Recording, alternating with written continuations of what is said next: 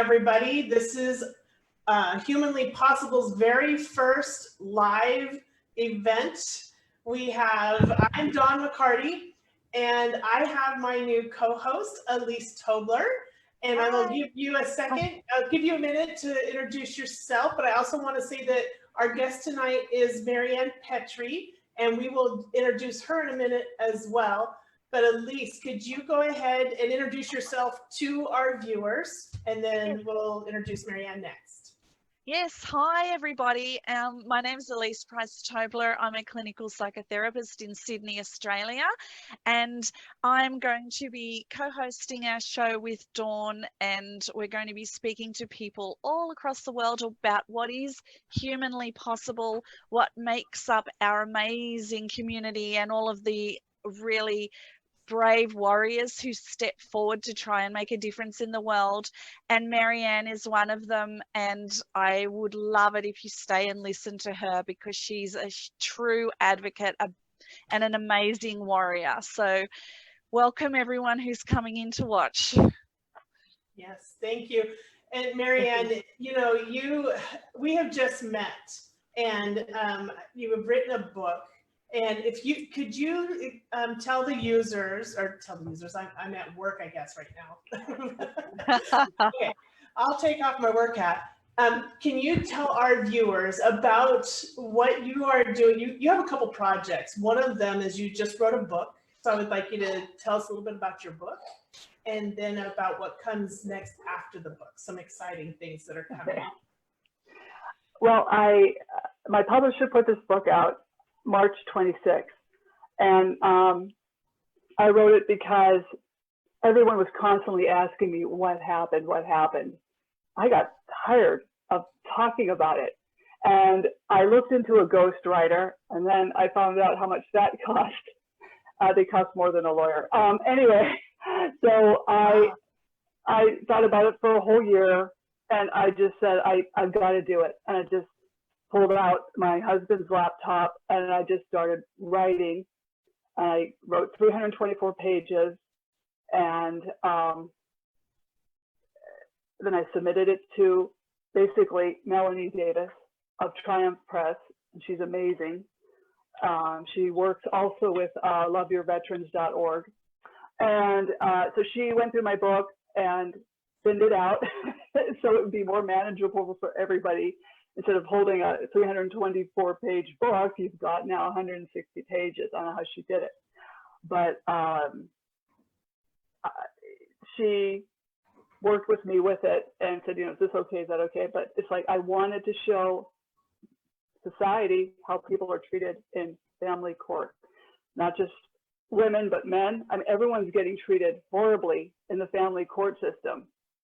And then a couple of weeks later, I was approached by a gentleman from Canada, James Russell. He's a producer for Manx Film Productions up in Canada, and Toronto, and he has been a great help, and he's writing the screenplay right now. Wow. That's so the exciting. name of your book is actually Dismantling the Family Court Corruption. And so that's basically, you kind of go through your story of what you went through and what you're seeing. And then now they're actually looking at your book already. I mean, it just came out, you said March 26th, right? Right. And now you've already gotten some interest on making this into a movie. And I hope this comes to fruition, because this will totally wake up society, and they will have to have a hard look into these courtrooms that are behind closed doors. And if they don't want to do jury trials, then they're going to have to put video cameras on the judge, 2 of them on the judge, 2 of them facing the pews. Okay, and then maybe, this is my thought, is to have a panel of maybe 3 people look at this process through these custody hearings that are taking a long time, and try to, work with the judge so people aren't spending like a lot of money on these massively long court hearings. Mm-hmm. Right.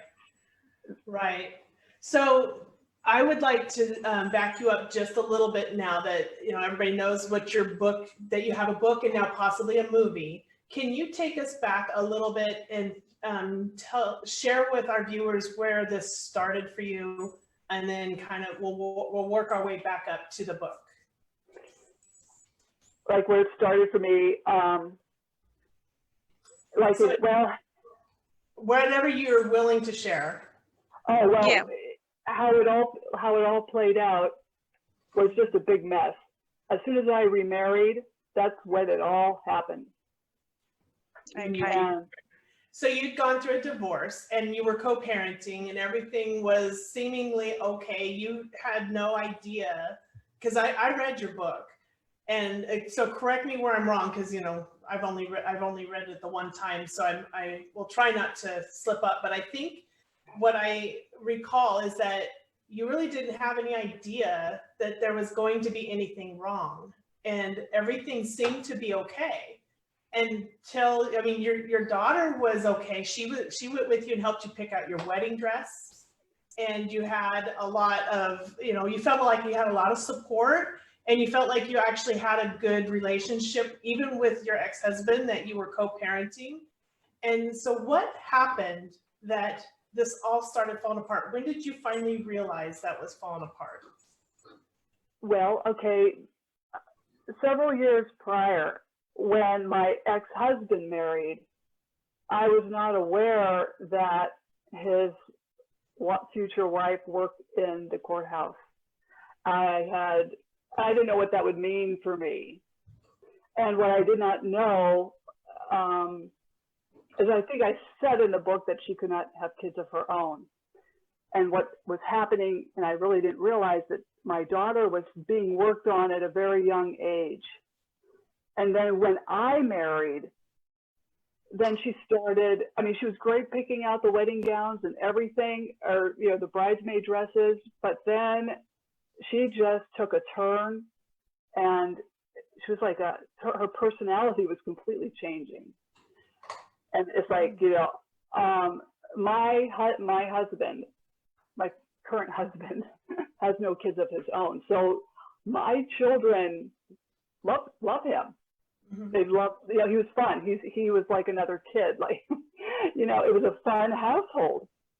And when you remarry, apparently that was not liked, that they were having a great time at our house, perhaps. But that's when everything started going downhill, is when I remarried, and it just went to pieces. I mean, scary fast. Within what time frame, Maryann? Because we know sometimes that the campaign of denigration, sometimes it's called, that can flip within almost a 48-hour period, that all of a sudden we see a completely different personality change within the children. Mm-hmm.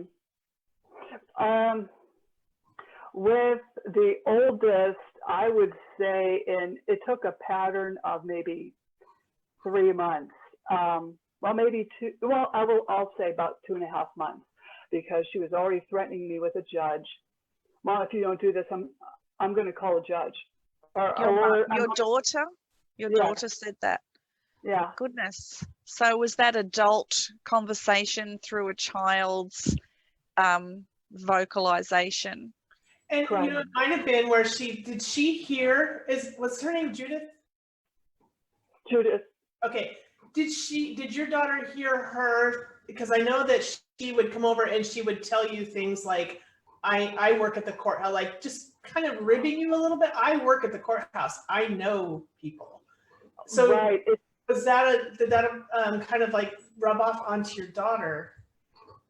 I wonder if it did, because, you know, like Judith had said to me about a month after their marriage, I know a lot of people in the courthouse and I'm friends with all the judges. And I didn't know what to make of that. Then she said it again, like 2 months later. So it's like a passive aggressive, just bit of a pepper comment in there, just put it into general conversation. Yeah. Okay. Better yet, she even said she knew all the troopers in the police barracks. I'm like going, well, I don't know what to do with this. Like, Yeah, that must have been really out of left field, it sounds like. Everything was okay, the wedding plans were going ahead, your daughter was all on board, and then your ex-husband's new partner came in with these comments. Yeah, well, and those comments came in prior to my marriage, actually. All right. They came in like years prior. Right. And then once I remarried, the court action started.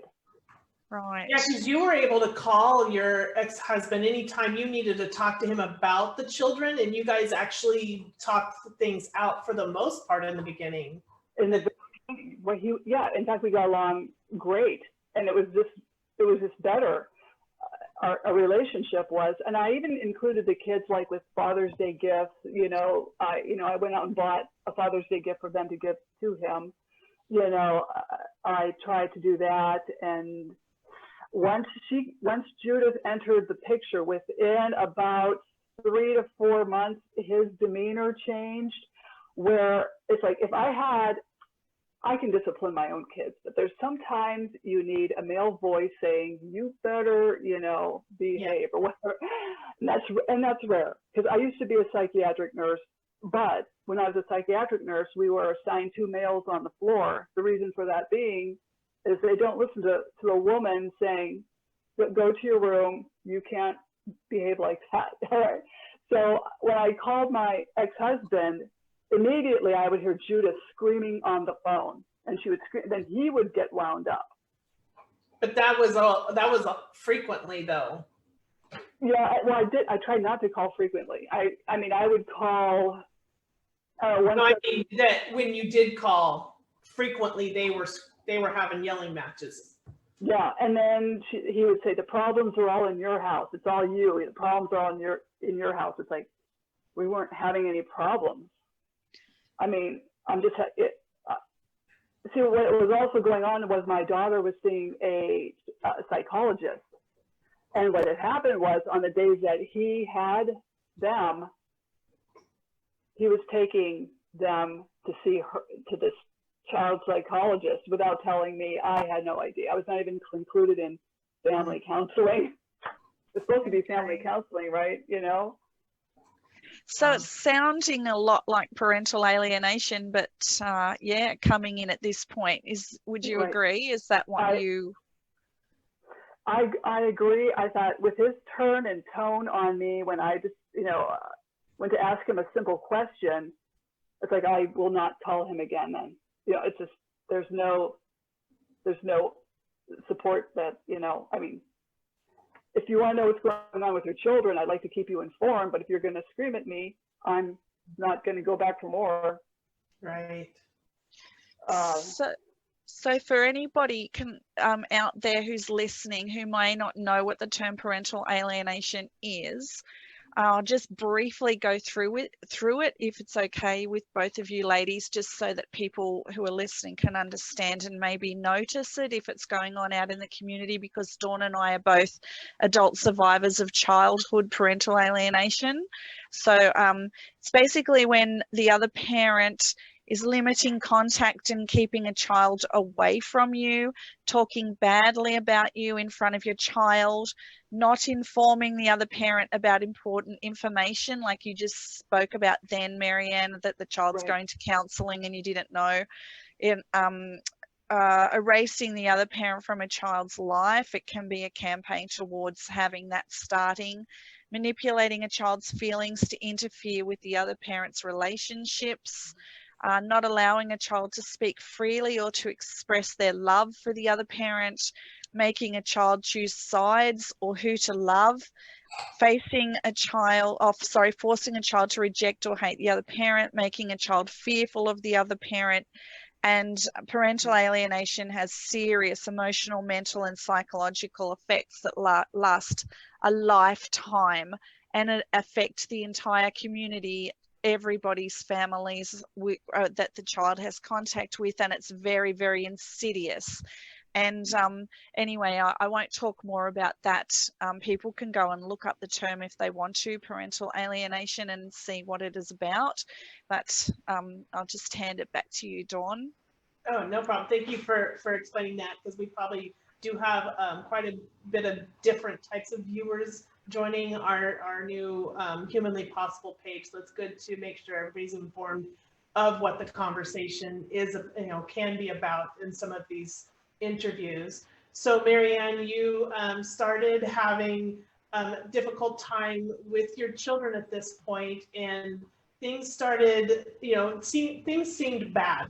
They seemed really bad, but it got worse really fast. So you mentioned you're a clinical nurse or psychiatric nurse, and this actually affected your ability to do your job. Well, see, I was a psychiatric nurse way back even before I had my daughter, and I lived in England for 2 years to further his career, or Sweden, sorry. Then my son also started taking a turn for the worse. He started building up anxiety, crying before school. I'm like, I don't understand why he's doing this. I just didn't know, the teacher would call me and say, your son's in the office, he's crying, he wants you. So I'd go down and talk to him, get him settled down, and then he would go back to the classroom. And this was in Sweden when this was happening? Well, I had him after Sweden. Okay. We flew back to the States. All right. Sorry. I'm sorry. I'm really bad. I'm trying to be good at this. No, that's no problem. So that continued for years with this anxiety. And it's like, I don't know what is causing this. At the time, I had no idea. And then it got to the point where I wanted him to see a psychologist. I think we all needed family counseling. That's what I would do, But however, once the ex found out, I took them to a child psychologist, just a one-time visit. No, he had an attorney on me. And the attorney picked out a couple of psychologists. Oh, whoops. Okay. Okay.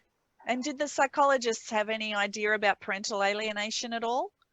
No. Okay. No, they really don't. I had an attorney, he said, call their bluff, pick that one. That one, I know that one, pick that one. Thank God, that was a good one. And so my son was seeing him, and my daughter was seeing a separate psychologist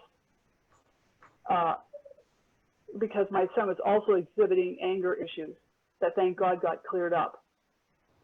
The father also, his father had temper control issues as well. That's why I left. I mean, who wants to go through a divorce? I planned on staying married. Yes. But yeah, his temperament was changing within 15 months of the marriage, but I hung in there for 10 years. We had kids. I wanted to hang in there, but it got to the point where I don't feel safe hanging in there. Okay. Okay. That's a very, very, very, very difficult space. Were you able to move into a space to have couples counseling at all? Oh yeah, these lawyers are slick. They made us go to co-parent counseling out of it's out of your own pocket, okay? Because I had already been seeing a counselor dealing with work stress because I was also a cardiac nurse. And I was transitioning into the emergency room, and I didn't, it was highly stressful. So I was talking to her about job stress, and what do you do with this ex who will not communicate with me now? He will not work with me with these children, and my other child is having anxiety problems. My daughter is becoming verbally abusive, and secluding herself up into her bedroom as well, and not coming down. And then she was also saying, well, I want her boyfriend up in her room to watch movies. And I said, no, we've had this discussion when we bought the house. Okay. So everything was like going bad really quick. So now you're remarried and you're starting to realize the little comments that Judith is making are actually starting to grow legs, more or less, and really starting to take hold of the whole situation. and you're finding yourself in court and facing something that you're really like, what is going on? I don't understand what is really happening at this point. And I think, I don't know the exact timeline, so you can correct me, but you're going through the whole process of what normal people, you have to decide who's going to get what, but they started really attacking you and actually trying to claim that you have mental health problems and diagnosing you from the courtroom, more or less. Well, it all started with a false accusation of emotional child abuse on a almost 17-year-old child adult. Who does that? I mean, I've had an attorney just come up to me and said, who files an emotional abuse indication on an almost 17-year-old? They can pick and choose where they want to live at this point. I was like, well, okay, now I have to send off this indication. And it was really, really bad, because when the caseworker, Lilith, came into my home, her first words to me were, if you're indicated on this emotional abuse charge, you're going to lose your job as a registered nurse. And I'm like, oh. You didn't even know that there was this was the first time you were hearing this when she was telling you. Right, and my parents were there, but she did not interview them. So my husband, Brad, was there, and my parents took my youngest ones out and took them to a park. And my other one was in his room, and I didn't want him with the anxiety to hear her yelling at me. But luckily he was on his Xbox. But she went on for 2.5 hours, and my husband was sitting there looking at her like, Is this the worker? Is this the worker that was talking to you like that, Maryann? Yes, I just want to say, I've heard this happen before, so I want to just completely validate you here, because I've heard this happen before with other families who've been accused, and all of a sudden the caseworker's involved and they are guilty until proven innocent. Yes. And the way that they are spoken to is very, very derogatory, humiliating. It comes out of the blue, and they are all of a sudden in this complete position of power, and you're on the back foot. There's no equality there. There's no kindness. There's no empathy. I'm very sorry that you were put in that situation, Maryann. Oh, well, I appreciate you saying that, because she came back 2 days later and stayed even longer. Sorry. Yeah. And my lawyer said, well, why is she staying that long? I don't know. And I had to correct her multiple times. Don't talk to me like I'm stupid. Goodness. I'm a nurse. Don't talk to me like that. And luckily my husband was laid off at the time, so he could observe all this. And he was a witness to all this, yet, but she did not interview him. She didn't say, well, how is she with the kids? What do you notice? What do you, nothing. And when my parents came back that one time when she had first come, they didn't even take her. Lilith did not take my parents aside and say, how is she as a mother? What do you So she came in with a big bias. She came in very biased, and a big imbalance of power going on there. And she also knew private financial information on my ex-husband. Where did she get this information from? Goodness. Yes. I'm like, wait a minute, 1 minute, you're supposed to be talking to me about my daughter and this emotional abuse indication. And now you're talking to me about my ex-husband's financial information. And then she started coming after me about child support, that I was not happy with what I was getting. And it's like, well, how would you know all this? This is none of your business. Isn't your business worrying about my daughter? But she's talking financials right off the bat. Gosh. So instead of coming in from a non-biased space, because whether it was true or not, I'm not here to speak about that, but to come in as a worker and have a bias already is a very interesting space to be coming in from. Very, very difficult, and I'm not sure how people would react terribly well in that condition. I think what if I could do it differently. As soon as she walked in the door and said, "You're going to lose your job as a registered nurse," I would have said, "I'm sorry, you're going to have to leave. I've got to call my attorney." Yes, I'm so sorry that happened. That's just awful. And it just gets worse. Yeah. So take us from there, because I know that she ends up on the stand and she really kind of lets you have it. In fact, well, okay, because we had to have a hearing for the CPS hearing, and we had to go before a CPS judge. The long and short of that was he was not buying any of this, and that was several months later. So I could not work. I was under an emotional abuse indication. You cannot work with children, so therefore I was suspended from my job. So I had no income. Then they put me into family court, and right away I was declared mentally unstable. The judge asked, "What are you on?" And I just said, "I'm only on a crumb," which is like 0.25 of Ativan, just to help me sleep after my evening shift. Suddenly, I'm mentally ill. And it's like, I'm not. And he made me get a psychology eval, which it was pristine. There was nothing wrong with it. My attorneys were thrilled with it. But that was not good enough for the judge. Even though I was exonerated of this emotional abuse indication, the judge did not care. He was still saying that was his opinion. He doesn't have a psychology degree himself, but he can tell you that you're mentally ill. Well, mental illness and mental health challenges under stress are two very, very different things. So to call somebody mentally ill without who isn't a psychiatrist, because only psychiatrists can diagnose, to be bandying that around is very questionable as well. And that's what the caseworker started as well. I'm sorry, I should have told you also that she was implying I was mentally ill. And big words.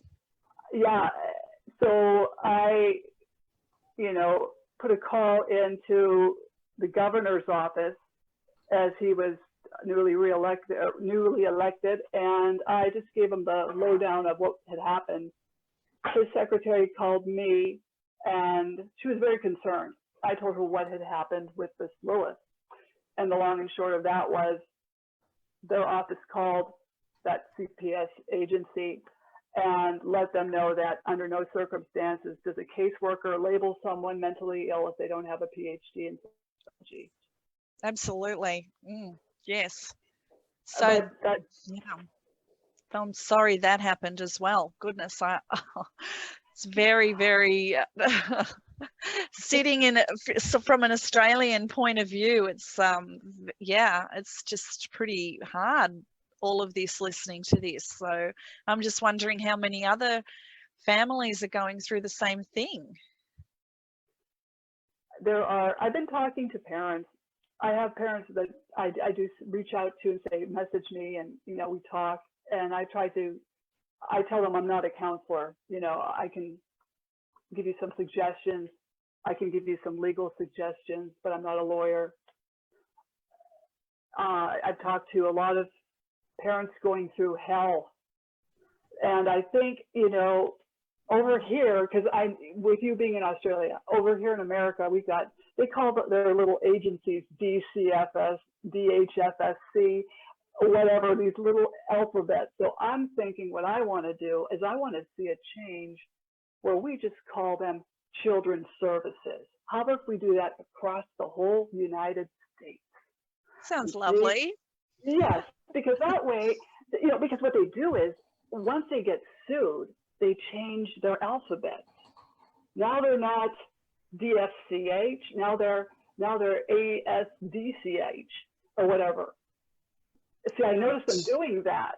So let's just end the insanity, call them children's services, totally across the whole United States. Children's services, and that's what they are. The government agency, call them what they are. Yeah, so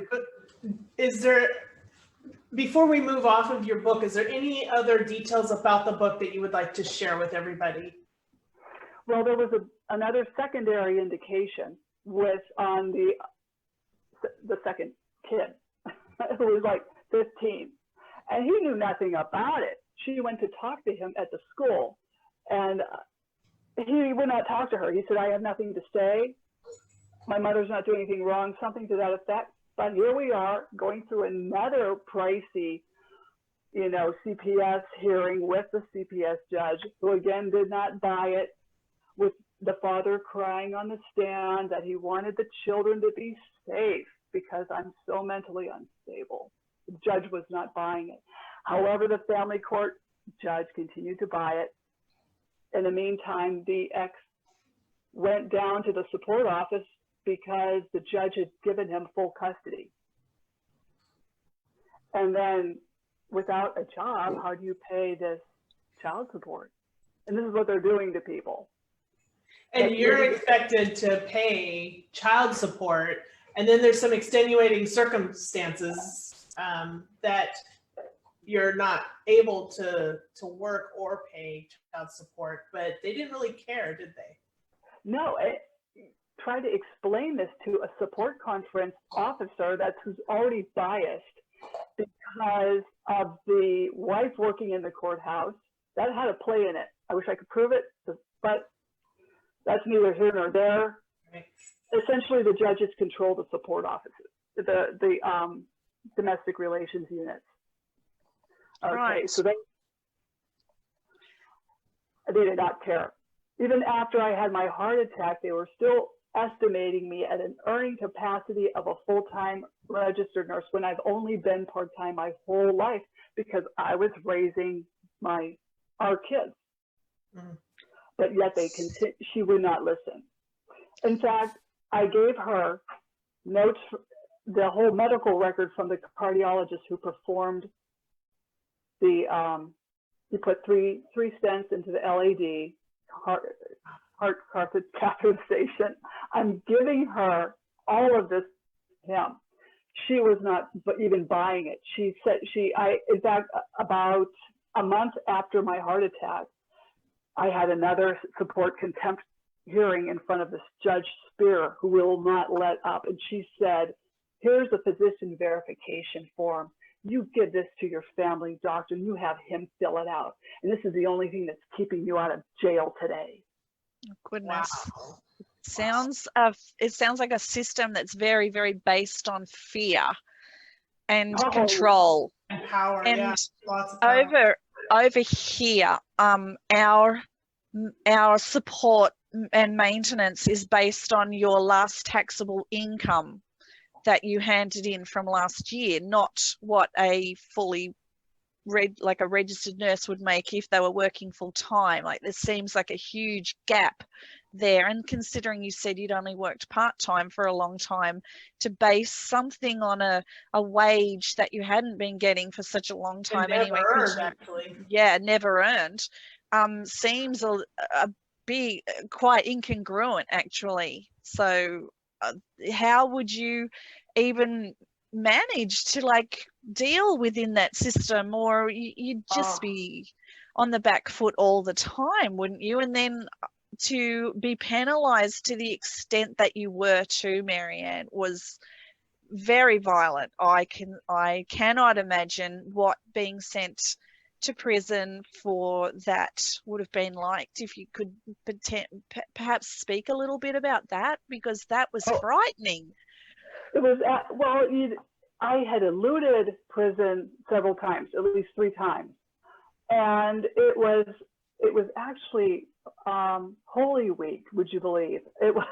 I was in a support contempt conference, and Judge Spear said to me, if you can raise $2,000 within a month, then I won't send you to prison. But if you can't, you're going to prison for 2 months if you can't pay this. And I said, okay. I had a way to pay it because the caseworker knew about this pension fund my ex refused to pay me. It wasn't much, believe me, it wasn't. But as I look back, it was worth litigating. It had actually gone to Superior Court and I had won. it was only $2,000. But that's, if I had had that $2,000, that would have helped me avoid. Would have kept you out of jail. Right, but he wouldn't pay it. I even, in fact, before that hearing, I emailed Seth and I said, please, the kids aren't going to handle this well if I go to prison. Could you please tell the judge to end this and just make this stop, because it's just not going to be good for the kids. And I wouldn't do that to him. But here I am, you know, and it was kind of odd because as I was standing before, you know, well, I was in the pews at the time, but there was this really tall bailiff, and he walked over to Seth's lawyer, who was like leaning over, you know, the railing, just watching. And the bailiff said to him, "What are you doing here?" And his attorney goes, "Just observing." I'm going, okay, so this is Holy Week. And I'm thinking to myself, yeah, you want to observe me being shackled like Jesus and hauled off to prison. That's what you're waiting for. I'm going, that's probably what it may happen. Because my friend Linda came with me, and I'd worked with her numerous years at the hospital, and she was by my side. And once the judge said, you know, you can go get that money. And I found myself going up to the sheriff's office within a month and turning myself into them. It just was unbelievable. But they knew I was in there for, you know, non-support. I was not a criminal, and they were very nice to me. The sheriffs were very nice to me, and there were some comical moments in there. I was only in there for 5 days. I only made it 5 days. The long and short of that was because they would not give me my medication, which is a human rights violation. But yes, all throughout prisons everywhere, they don't care. They don't care. I was also experiencing chest pain at that time, and I told the nurse, I said, I'm having chest pain. It's in my back, and I feel like I'm very nauseated. Well, here's some Pepto-Bismol, and here's some Valium. I said, but I need. So they didn't realize symptoms of women having heart attacks, which can be quite different to men having heart attacks. So they didn't even look into that or take it seriously, and gave you Pepto-Bismol. Is that what it's called? Yeah. We don't have that here. Oh, yeah, it's this pink substance that you drink that's supposed to make your nausea go away. Because bear in mind, I was on an antidepressant and an anti-anxiety, because between family court and this judge not letting up, it's very difficult. Yes, yes. And so when I was explaining my chest pain to this prison nurse who was probably just out of nursing school, the blonde guard, the Barbie with her hair in a ponytail, said, as I asked to go to the ER, she goes, "We don't do that here." And I said, "Well, I need this medication." I said, you can't go cold turkey off this medication. No. Oh, you all, and then she chides me and says, "You all want that one." Oh dear. Okay, so another person not meeting you, not being empathic, again, the power and control. Oh my goodness. Oh my goodness, Maryann. So what happened? Because the chest pain, I mean, really, your family must have been freaking out, were they? And the children having their mum put into prison for not paying maintenance off something like a wage that had never existed in the first place. It's just a comedy of errors. I can't wait to see your movie. Really? Seriously, Maryann. I really hope this movie comes to fruition, because you too. I had warned them. I said, look, I'm going to be going in withdrawals because I'm not getting this anti-anxiety medication. I just want you to know that. I was so nauseated, they put me on a liquid diet. But that was only after I was heavily vomiting everywhere. And the cellmates were so kind. I mean, these cellmates, they were like very good Christian women. They were. Good. I'm happy about that. You were sent some angels. You had some angels with you, did you, Maryann? I did. And what I later learned was my ex was telling my kids that I was going to a prison where I could play tennis and knit. And here I am in the general population laying on a horse blanket saying, "Dear God, don't let me die in here. I think I could possibly die in here." Because after I had that horrible vomiting episode, the guard tells my cellmate, "Keep an eye on her. Keep an eye on her tonight." No, she put the blanket over her head and went to sleep. And so they said, "Hey, you know, do you want to take a shower and clean up?" And they gave me new stuff to wear, and they understood. And that following night, I called my father. That was a Thursday. I called my father because you had to run to get the phone. As soon as they opened those grating gate doors, it's just horrible, that horrible grating metal sound. And they yell, "Move," and you run to a phone and you grab it as fast as you can. So I did. And I had to dial this weird number to get in to call my father. And I said, "You've got to get me out of here or I'm coming out in a body bag." He says, "Okay, what do I do?" And here's my poor 79-year-old father. And he paid the purge amount of $2,000. And I said, "Look, what you want to do is pay that money in cash or a bank check. Wait, you tell him to fax that right now. I'm going to watch you fax it and call the prison and I'll go get her out." So that's what he had to do. Oh my gosh. And just the psychological trauma you went through, let alone how that's going to stay in your DNA and go intergenerationally down into your family system, just from, I don't think that they're even thinking about any of this big picture, holistically, how it's affecting everyone. What was that like for your parents, Maryann? Well, I got in the car because it's like, I said, just open the back seat. And I just laid down on the car, so I need to get something to eat. And so I went to McDonald's and got a fish sandwich and the orange drink that they don't have anymore. But anyway, because it's like, I have to eat something. And my poor father said, "What's going to happen? Is this going to happen every 3 months, 4 months? What's going to happen?" I said, "This is going to happen every 4 months. Just feed Seth what he wants. We have to feed him money. That's what it has to be." And my father is driving me home, just not saying anything. And my friend Tina called, and my father picked up the phone, and she was screaming, "Is she out? Is she out?" And so I talked to my friend Tina, and we talked, and she came over that evening with a chicken casserole that she had made. Okay. Gosh. Even so, oh my gosh. Terrible. And believe it or not, it was my weekend to have the kids. So she drove me over to pick up my boys and they got in the car and everyone was quiet. And, you know, my son told me he had an altercation with his father. His father whipped him in the arm with a water bottle and grabbed him by the neck. They had an altercation when he found out I was in prison. And they were also being chided at school that I was in prison. The repercussions are very far-reaching, aren't they?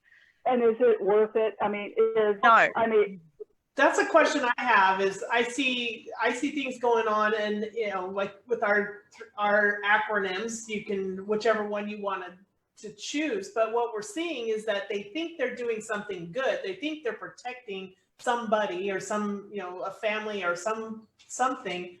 But in the end, it never is better.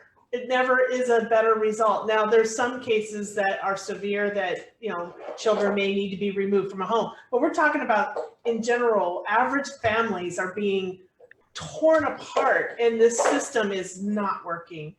So I wanted to ask you a question, if you don't mind. Are we, I don't want to stop talking about the book if you have a little bit more to share about that, but I had some other questions for you.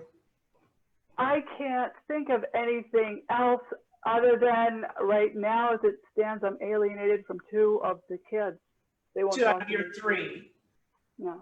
Yeah. So I want to, we'll let everybody know what where they can get the book. But one of the things I wanted to ask you was, what would you say to judges right now? If you could stand in front of a room of judges, what would you say to them? Well, Yes. Right now, finally, this is funny you should ask, because I am trying to make appointments with judges to talk to them about looking at personality disorders. They cannot rely on what a caseworker is telling them. And they have to understand that these caseworkers, they want to get their incentive. Try to think of the family unit And especially when you've got a weird emotional abuse indication, it's one thing when you have a kiddo getting beat up and you've got solid proof that's happening. But That's different. Right. But when it's like an emotional abuse indication back to back, that should be a red flag right there. Mm-hmm. And also talk to them about parental alienation and what your decision is in this courtroom will affect this family.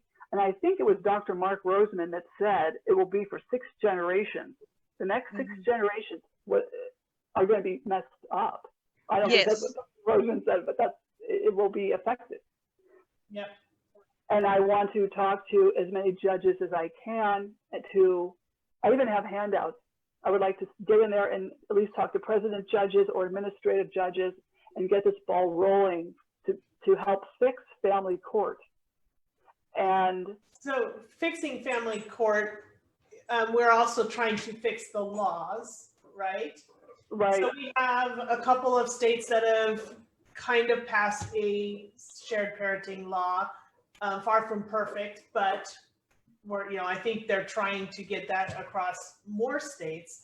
But the language is very dicey in some of the actual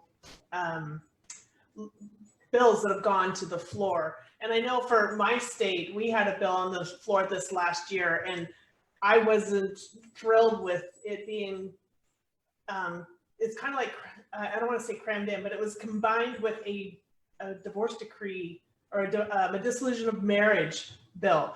So it wasn't on its own, and it didn't have any, it just wasn't the way I think it should be. I think if you're going to have a law that's 50-50 shared parenting, there's a lot of question over what does that really mean.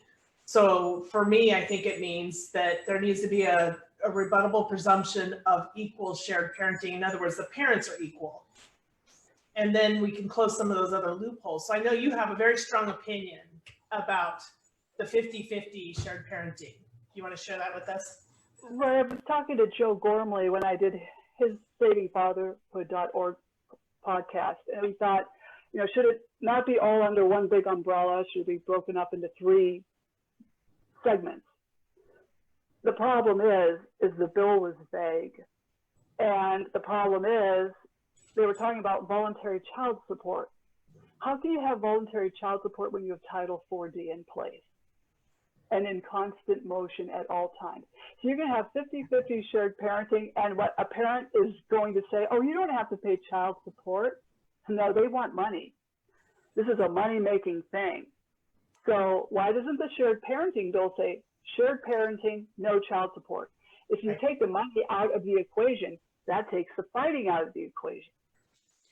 Yeah, we want to take the conflict out of the courtroom. So is that the way to do it? I mean, something to consider. It's something to consider, but I talked to Keith Marszalek quite a bit about Title 4D, and E, Title 4D and E, how do we get rid of it? And he was telling me it would have to be repealed. It would cost a lot of money to do this. It's really a $1 billion industry. Can you explain, because there's a lot of people that probably have no idea what we're talking about right now, and Elise being in Australia, she may not know exactly what is Title 4D.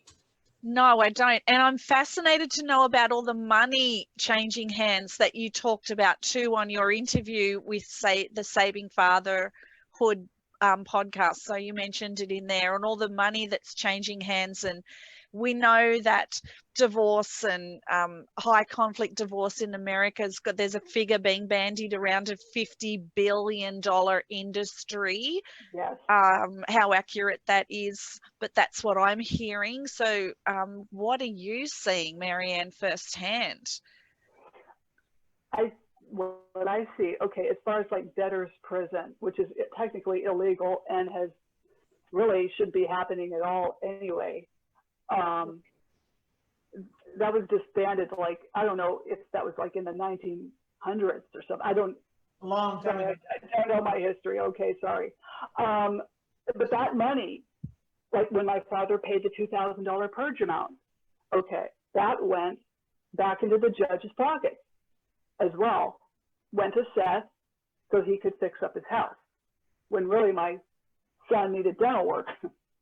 I'm telling you, like, sorry, Seth, is that the judge? Seth is my ex-husband. Oh, okay, sorry. I'm sorry, I should have been clearer. Yeah, the money that my father had to pay, it essentially goes two places. To that money you owe the ex, and it goes into the judge's pocket. So the judge figures, why not fill up the jail cells with these parents that can't pay and extort money out of their relatives and get them out? And that's how they work it, because they know you can't pay it, so they're counting on your relatives to pay it. So they're on a commission, they're getting an incentive? Is that, because I heard you mention that about caseworkers before too. So you're saying judges are getting an incentive as well? That's where that Title 4D comes in. Yeah, well, that's pretty odd. I'm hearing that, and that just sounds so odd. Like, don't we just pay them a salary and then they sit in my head? I pay child support, so I'm going to pay child support. It goes to the child or to the care of the child, but that's not how this is set up. Not to the judge. Is that what you're saying? It goes to the judge? I think some of it goes to the judge. Through domestic relations. Mm-hmm. Because, you've got to pay for like a de novo hearing, which is supposed to mean a new beginning. Yeah, de novo hearing is called a new beginning of hell, is what it's going to be called. Okay. That's how it all begins, all right? And these state incentives are collecting money off, I think I could be wrong, like 60 cents or something off every dollar you pay in child support goes to that state's incentive. I don't know where all this money is going. So you pay the state, and then the state distributes the money. They keep their portion, and then what's left goes to the spouse and the child. Why are the state keeping a portion when that should all be going to the child? What is going on there? It seems to me, from an outsider who doesn't know much about your court system, that there seems to be a lot of people with their hands out. So when we've got a system with a lot of people with their hands out, how do we deal with that fairly? And where's the voice of the child? Where's the child sitting in all of this? Because it seems to me that they're the ones ultimately who are missing out. My children were telling the judge, we want to just be how it was for the last 10 years of our lives, going back and forth between the houses. Right. And that's what they wanted. In court transcript, the opposing attorney and the judge twisted my son's words and just continued to have Seth hold full custody, but then let me be the non-custodial. And I was grateful to see them every other weekend. At least I had that. But I was penalized with paying him child support when he really didn't need the money to begin with.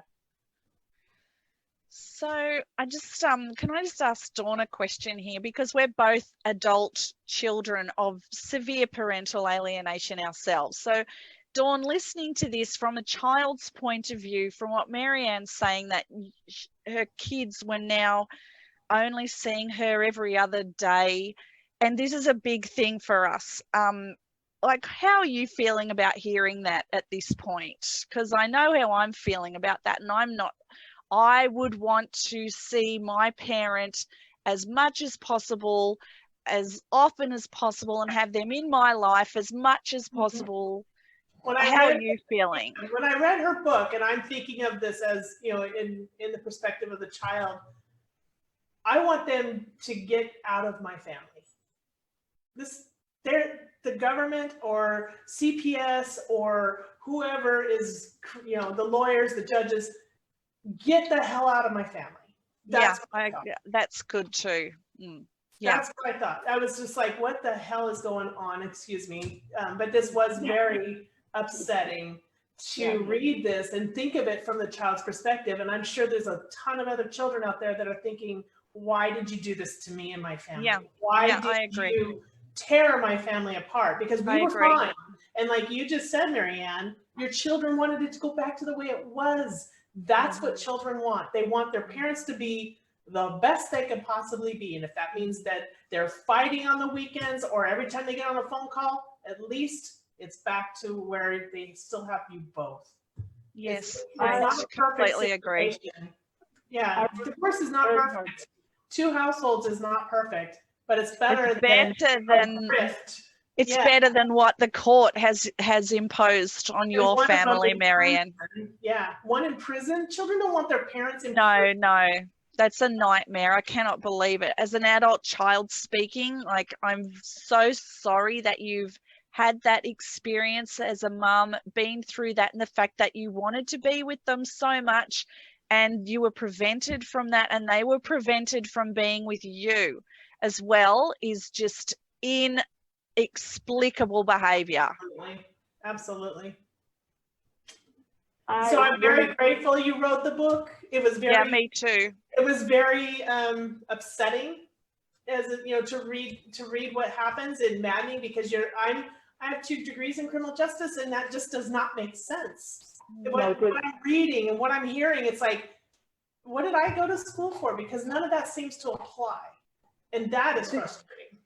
It was frustrating when my attorney told me that the opposing attorney and the judge were BFFs working in the courthouse for a number of years. And isn't that a conflict of interest? I tried to get him recused. He says, I'm not going to be recused. And I know you reported me to the judicial board, but I know this case better than any other judge, so I'm going to be here. Right. Oh, I don't have a chance then, okay. Well, and they all line each other's pockets too. They all, they fight in the courtroom and they have lunch afterwards, or they play golf on the weekends, or, so there's definitely a conflict of interest in many cases. Not all of them. There are the children's voice. Where is the children's voice being heard in all of this? It just seems to me it's a whole bunch of adults collecting a whole lot of money at everybody's expense. And I'm really happy that you're telling your side of the story, Maryann, because it sounds to me like you're up against a major system that's very, very flawed. And the good news is that they want to make a movie based off of your book, based off of these lived experiences. And I hope it does. There is a GoFundMe.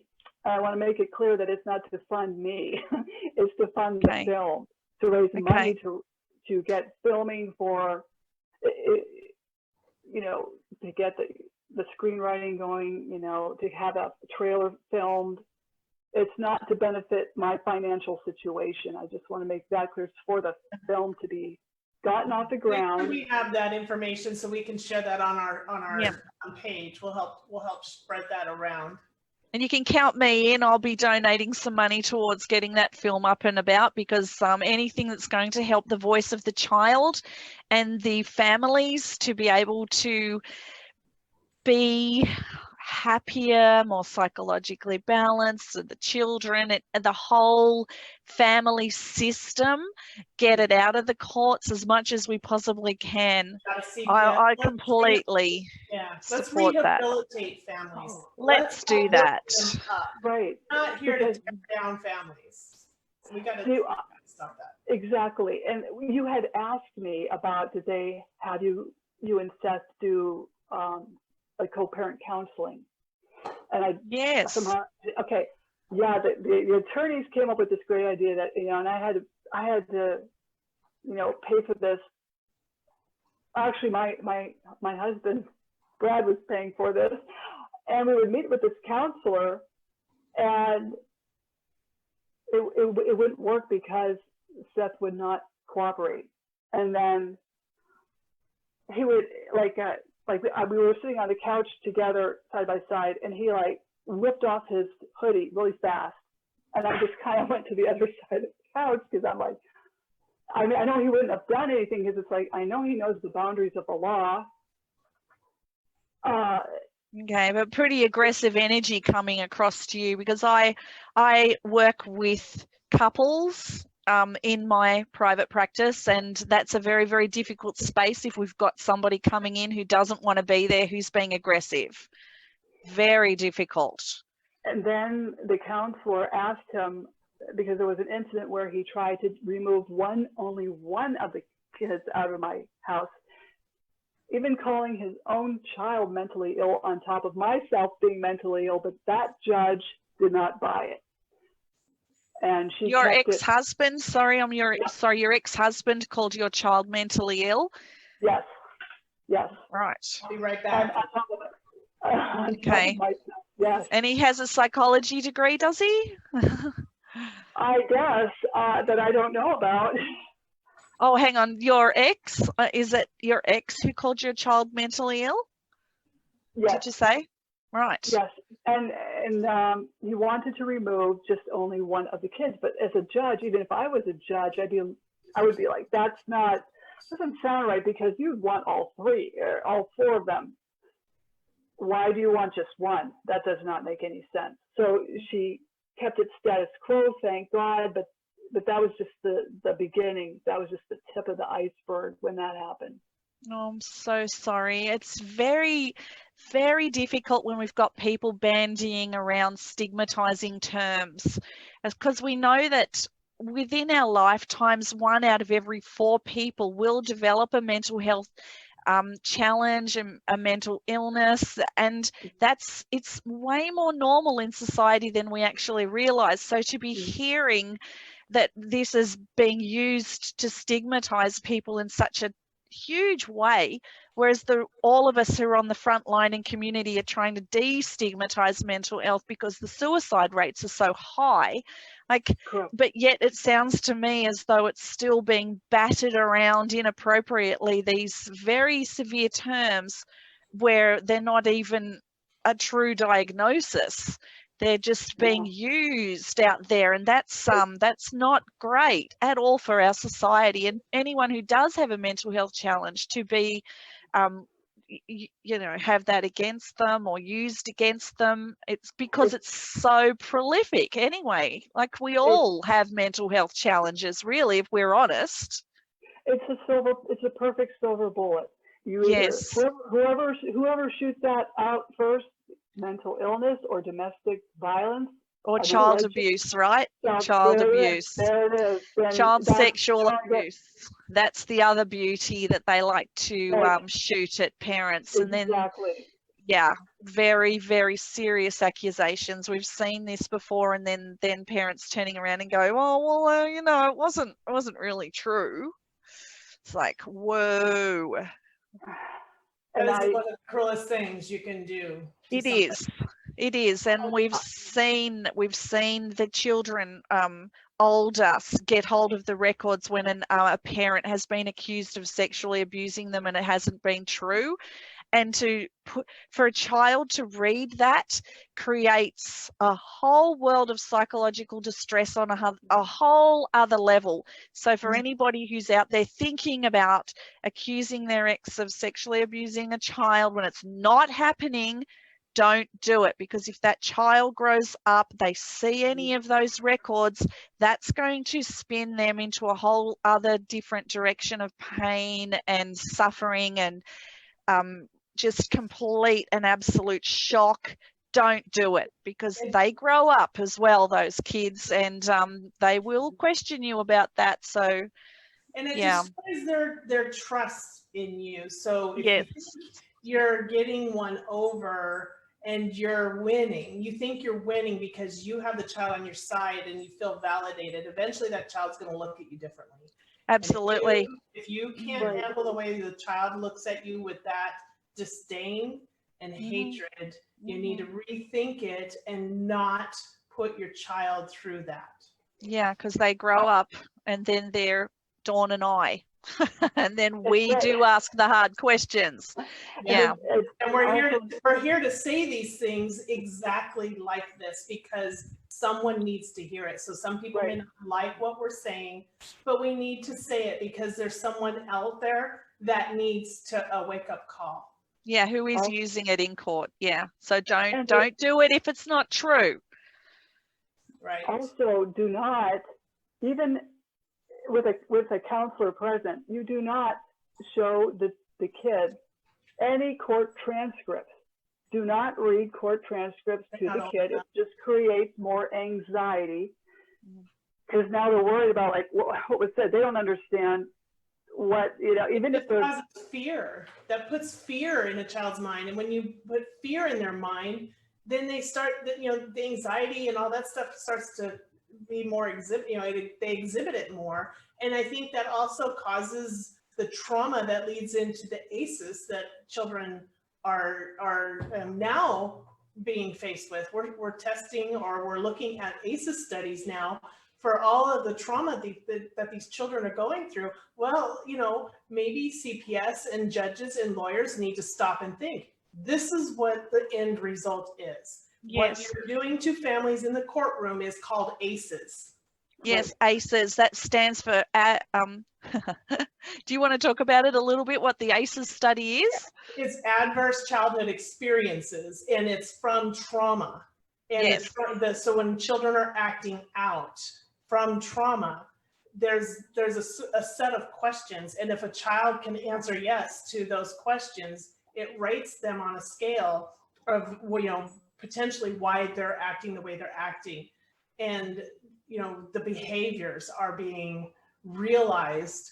And, you know, I think it's a great start. It's a great start to help looking at, you know, we got to take the lens off of, you know, looking at it from this point of view. We got to start looking at it from the opposite end.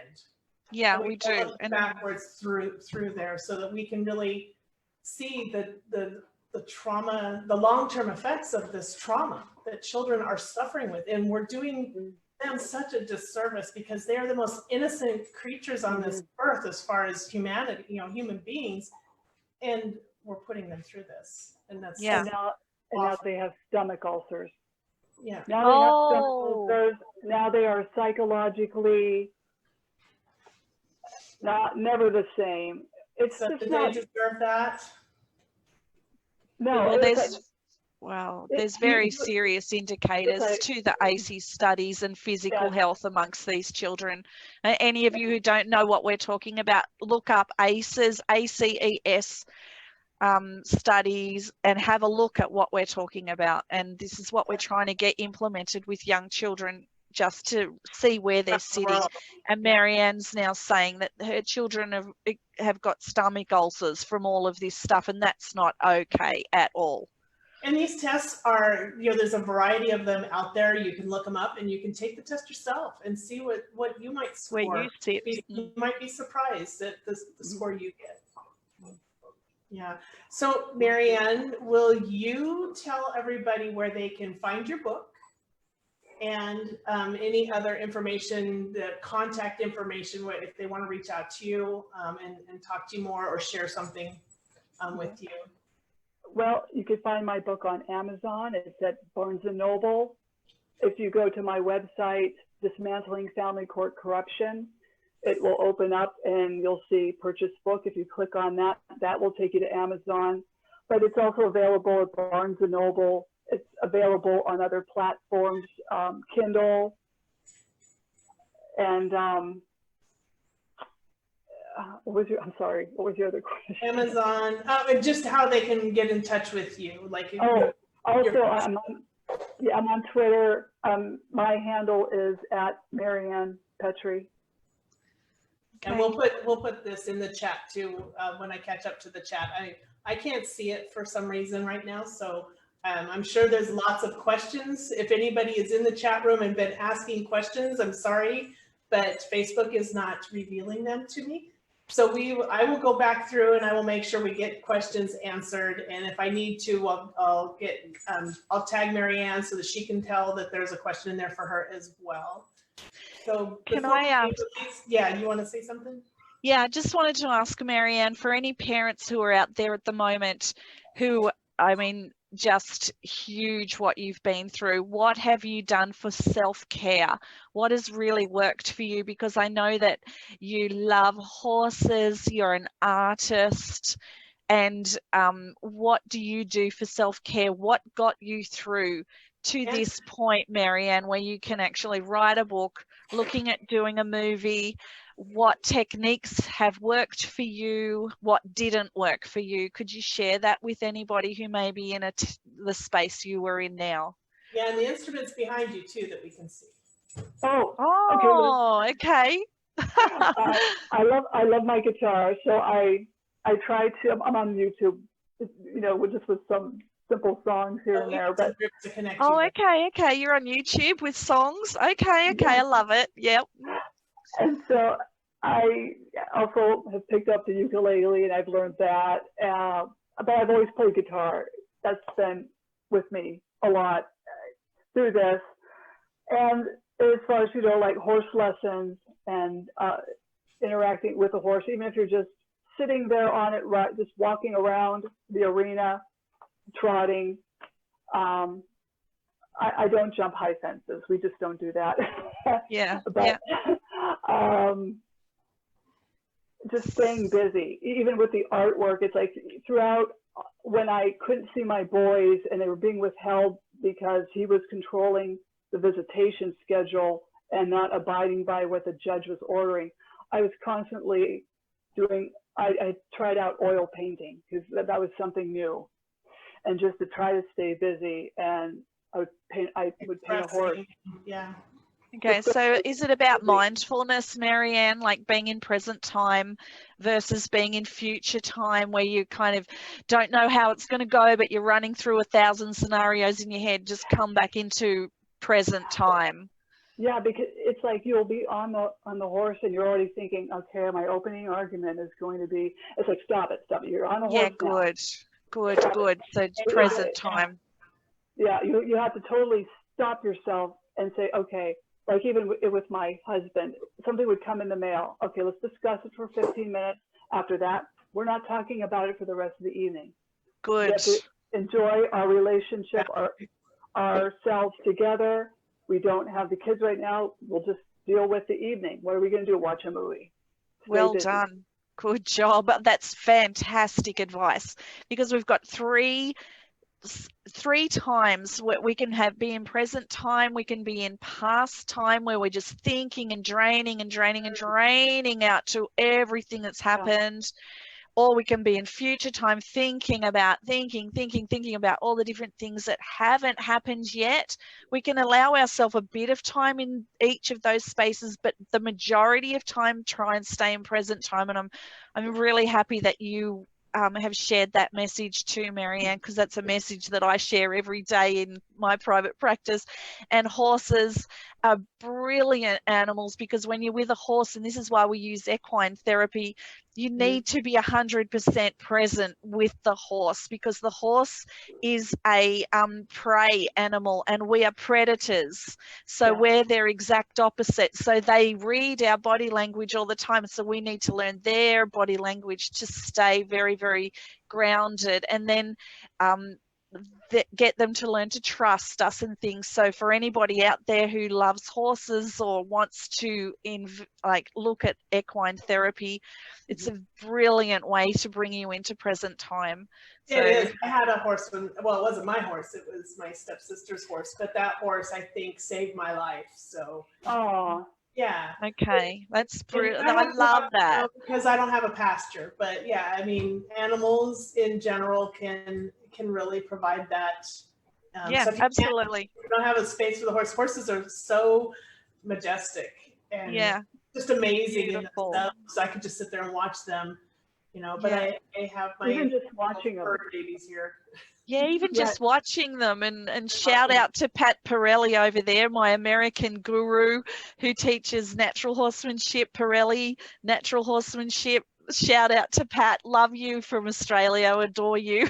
And I only rode bareback. I never had a saddle or a bridle. It was just, the horse was trained though. She was trained to hunt. So if I leaned one direction, she'd go that direction. If I made a sound, she would do exactly and I was only in 2nd, 3rd grade. So she even knew what I was doing. And, she was my best friend. So when I wanted to get away, I went to the animals. They were my buds. So I have one more question for you, unless either one of you want to say anything else, but I wanted to ask you, Maryann, if you could tell your children anything right now, send a message to them, that healing and where you're at right now, what would you say to them? I would tell them, I have fought very hard for what you wanted. You wanted 50-50 to go back. I even tried to run my own custody hearing, and that was dismissed without due process. No due process. I want to let them know that I did not give up. I fought hard for them. Then they aged out, and I still love them. What they have said about me, if they hate me, and what they have said about me that I do know about, I totally forgive them for, because I know it's not their fault. They were programmed to say that. They were brainwashed to say that. They were living under extreme circumstances with, as far as I'm concerned, you know, if someone's bigger than you are, you better, you know, play the game to get through life. And I totally forgive them for that. And if they choose not to come back to me, that's up to them. I'm always here. But well, and I think what's beautiful about that is that as adult survivors, Elise and I have been through this, and what we needed to know is that you never gave up. That's right. And that's very important for children. Very important. Yeah. So they can be mad about the situation, and that might be exactly why they're angry, and it seems like it's directed in the wrong, you know, to the wrong person, and they may not understand that. But if they would listen to another adult child, you have to have answers for yourself. You have to form your own opinion. You can't take someone else's opinion and apply it to be your own. So it's worth reaching out, and it's worth looking for resolution and healing and filling those holes, the curiosities that I know you have deep down inside. So look for those answers, and it's okay. Yeah, and to hear you say that, Maryann, is really fills my heart, because, like, as you know, we're children of PA ourselves, and what we look for when we want to reunite with our parents, because both of us reunited with our dads. Mine was after 25 years, and Dawn was after 44 years, but we still reunited with our dads. And I talk to my dad every day pretty much, but the stories that we're told as children are very severe and often not real. And as adult children, we have to then put the pieces together of what was real, what wasn't. It really confuses us. So anybody out there who's doing this to children, stop it right now. Don't do it, because later on we will come back and we will question you about what you've told us. And for the parent who we're not seeing, please just keep an open space for us. Make sure that you're easily able to be found on the internet. Make sure that you're keeping yourself healthy and well, so that when we turn up, you're not in full-blown addiction because you've succumbed to all of the parental alienation and denigration against you. Get on with your lives. Make sure you're very healthy psychologically, physically, and wait and have a space for the children. And when the children do come back, allow them to have a voice. Don't judge them. Don't correct them. Don't tell anything bad about your ex. Basically, just sit in that space, and we hopefully will come looking for you. And it might take an event like a wedding or a baby or something financial. Hopefully we will come back. So stay hopeful, everybody, including you, Maryann. Yeah, and I know for those out there that hear the word, you know, the numbers 25 years and 44 years sounds awful to you. But we were very severe. That's why we are here, because we don't want anybody going through a year of this. So 44 years, 25 years, yeah, that's worst case. And we're here worst case. That. We don't want that happening. So we are so grateful for you, Maryann, for sharing your story and what you've gone through. And, you know, I know it probably wasn't easy to write and relive, because we do this as part of our process. But thank you so much for sharing this amazing story And I truly hope this does become a film, because I think we will change the hearts of children and people around the world through film. And, you know, and we have a couple of good ones out there. We need more. And thank you so much for fighting so hard for your children. On behalf of all the children who were alienated, thank you so much for fighting so hard for us. It makes me want to cry, actually. Thank you, Maryann. Thank you, Maryann. Oh my God, I'm going to cry. Thank you, Maryann. All right, everybody. Thank you so much for being here tonight, and we will talk to you soon. Bye-bye. Thank you, Dawn. Thank you. Thank you.